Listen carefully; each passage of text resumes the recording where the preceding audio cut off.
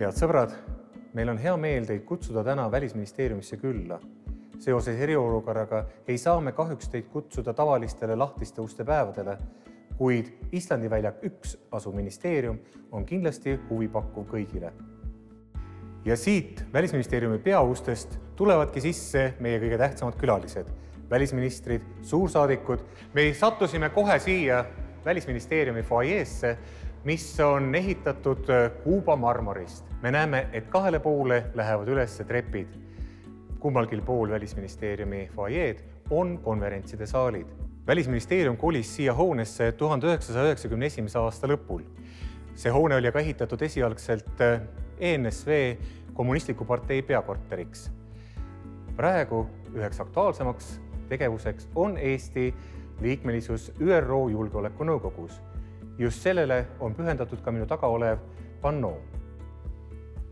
Välisministeeriumi ajaloonurgas on suurepärane võimalus tutvuda nende meeste ja naistega, kes olid Eesti Vabariigi sünni juures, kui ka läbi raskete okupatsiooniaegade Eesti diplomaatiat arendamas eksiilis. Üks olulisemaid eksponaate on kahtlemata Ernst Jaaksoni kabinet.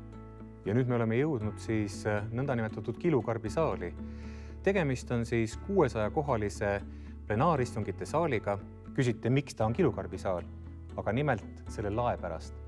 Lakke on monteeritud 60 000 tühja õlitatud kilukarpi, selleks, et reflekteerida valgust, mida oli väga keeruline siia paigaldada. 10. korrusel tervitavad meid välisministrid läbi aegade. Kuid nüüd me oleme jõudnud 10. korruse nõupidamiste saali, kus väga sageli toimuvad just kohtumised ja läbirääkimised. Ja selle saali üks imetlusväärsemaid asju on kahtlemata vaade UNESCO maailmapärandile, Tallinna vanalinnale, mida kõik meie külalised imetlevad.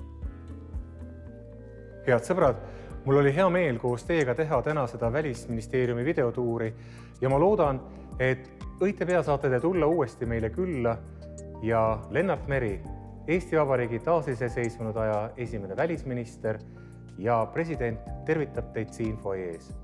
Kõike head!